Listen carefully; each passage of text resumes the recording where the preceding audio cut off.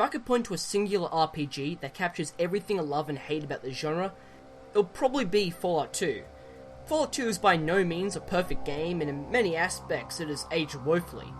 Yet there's a lot of very engrossing and memorable characteristics that makes Fallout 2 one of the greatest games I've ever played. Now, why aren't I talking about Fallout 1? Well, I simply don't have enough knowledge or real interest in the game.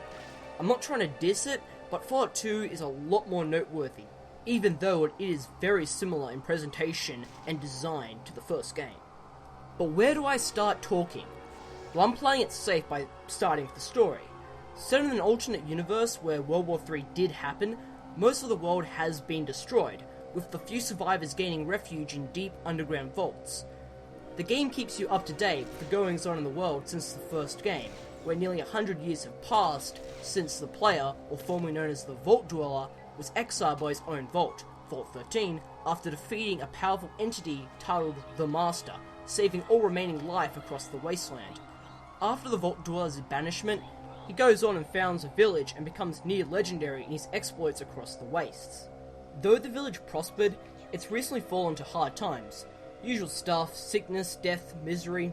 It's the apocalypse. Usual stuff. Anyhow, as a descendant of the original Vault Dweller, it seems world saving is hereditary, so you've been tasked to find the elusive Gek. And no, it's not a freaking gecko.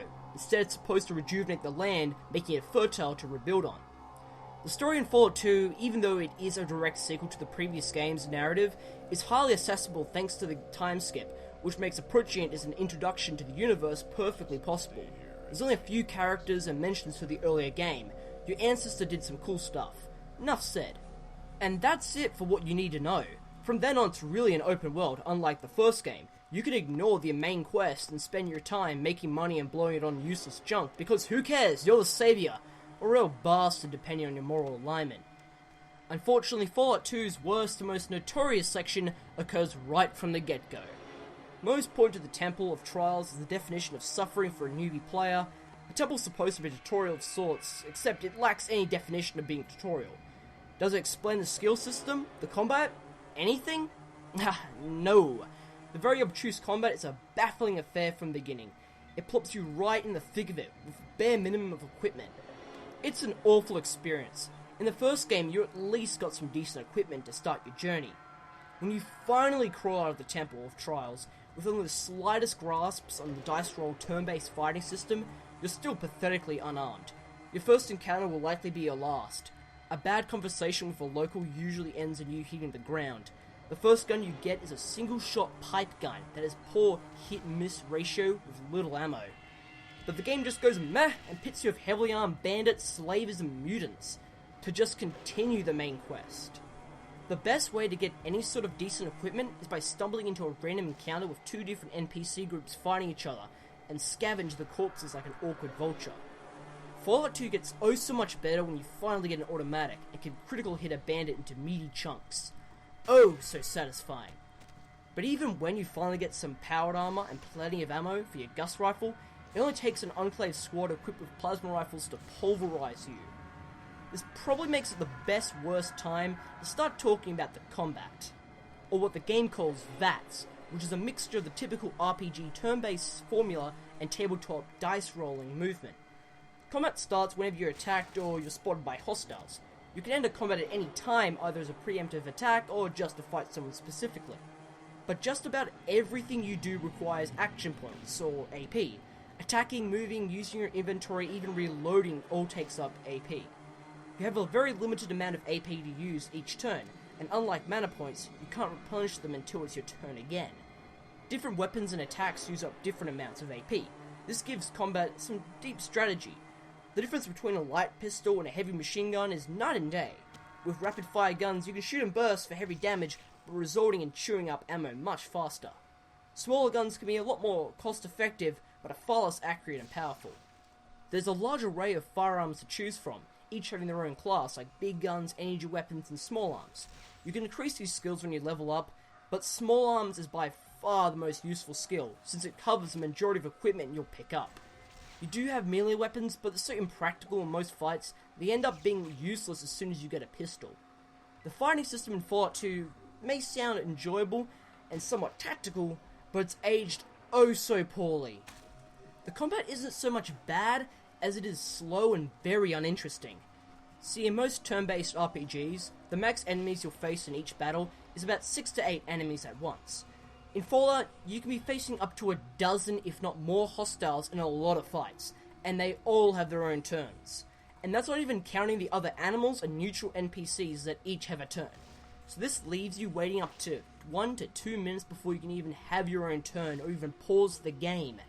So if you want to quit or load, you have to wait for everyone to play out their slow-ass animation before a damn thing happens. The fight might be just between you and one other chump at a bar, but every single jerk-off needs to do something, so what should be a speedy engagement takes forever. You might know that you're going to win, but nobody cares and will flare around before you squish them into pulp. No, you can't really speed up the game. Okay, you can make moves faster, but not the actual animations, which take most of your time. It's a horrible experience getting stuck in a fight with a pack of wolves. Christ, it's not even hard, it's just time-consuming and mind-numbingly boring. But it's not the combat that makes me love Fallout 2. Oh god, it's not. It's the world that you explore. Every environment you enter for the first time just oozes an eerie atmosphere. You're never sure what will happen as you traverse each new section of the map. You might walk into a midnight trap or an unexpected quest. Special mention has to go to the soundtrack, which fits perfectly within the post-apocalyptic world, giving off a very paranoid and secretly malicious undertone. For the large amount of destinations to go to, it's fantastic so much effort was put into each locale. Visiting New Reno is a dangerous prospect, with organized crime and drugs running rampant. You'll be kicked to the curb if you ever mess with the different families in town. Then you have Vault City, a technologically advanced community rooted deep in xenophobia towards anyone from the outside. Though their leader's an absolute arsehole, it's only the place you can actually see what life would have been like before the war. Actual trees that have been hoarded away by a bunch of slavers. Don't feel bad for killing them all. Comparing the nihilistic personalities of Vault City to the welcoming arms of Murdoch or Broken Hills, peaceful communities containing dark secrets and problems waiting to come out. And everything you do in Fallout, every person or object you click on, has something to say or something to talk about, usually resorting in laughter. For every new town you visit, there's at least 24 actually funny jokes to chuckle to. You're gonna laugh a lot, for when you visit the blatant Scientology parody in the form of the Hubertologists, who somehow use celebrities to inspire people to join their cult. Then again, it might be the domestic problems between two super mutants who, after arguing for minutes, just shower each other in affection. But you can never forget about getting into a shotgun marriage after sleeping with a farmer's son or daughter regardless of your gender. But don't worry, it's the only way to get married in the game. Kudos. You also might crack up while talking to a very pissed off doctor about your village and how bad the game's opening is. Yeah, I'm serious. Fallout 2 also contains some of the best Easter eggs, like encountering King Arthur's knights on a quest to find the Holy Grail. Now, I don't have the footage, but trust me, it was awesome. Though for every lighthearted quib, there's some really messed up content, like how you can brutally murder children. Of course, you do get labelled as a child killer and no one likes you. Be careful though with toxic waste, or you're going to be growing another toe. And what about working in the pornography business and getting an STD? You know, for that geck that everyone wants but no one knows anything about. But one thing that stays true in your interaction with the game is how vocal you are in nearly every conversation. Polite, rude, threatening, generous, aggressive, or defensive. It's surprisingly diverse and you'll want to see the extremes that each conversation can get. It can depend on some stats whether you're a smooth and seductive player or an utter blockhead only capable of speaking in grunts. Fallout 2 may have the greatest morality system in any game. Well, in just about every other game that has good or evil choices, it's black and white. But in Fallout 2, it can be rather grey in what you think is for the better or for the worse. Ridding New Reno of all criminal organizations paralyzes a city of any progress, thus destroying it. Helping the ghouls fix their power plant leaves them open to being conquered by resource-hungry factions. Of course, these are merely the endings for the game. Each settlement has a handful of unique outcomes, some funny, some bittersweet. Of course, just massacring the people will lead to fairly negative outcomes. This might sound all fun, but this game can be very tough and very specific. It's easy to mess something up in a conversation or a task and have everyone pointing their pistols at you. Hey, it might just be a common mistake, but common or not, it's a fatal one at that. There's so much to do in this game, it's almost a daunting task to know where to start. Become a sheriff at Reading, destroy the slavers at the Den, reprogram an AI, get a pet dog, go on dates, get divorced, fix up a car and go on epic road trips? What's this about a geck? Who cares about helping some nomads? I want more drugs and booze! Good god, I love this game. Well, I love it when I'm either not in combat or dealing with a horde of game-breaking glitches. Yeah, that was one other thing I hate about Fallout 2 and RPGs in general. Most quests, even the main one, can be broken or stuffed up entirely. The game might just glitch and crash, important items won't appear or will disappear. The game might just hate you. This happens a lot in Fallout 2. Though you can get through most of them, they leave a sour taste in your mouth. You might get the best possible outcome in a quest or help a town as much as possible, but you'll still end up getting a bad ending sometimes, even if you did nothing wrong, chastising you for being such a horrible person. You also like a good save function, no quick saving and only a handful of save slots, so yes, you can get screwed over. Boring combat combined with lots of bugs means you can get stuck doing the same crap for hours. Thankfully, there's been a lot of mods released for Fallout 2 that have done a very good job at fixing the many problems in the game, with additional content that have been cut from the original game.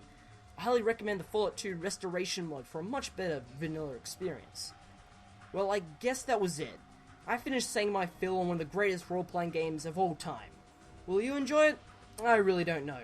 I tend to love games that have a few things done amazingly well, then just an all-round okay game. If that didn't make any sense, it's okay. I rarely do.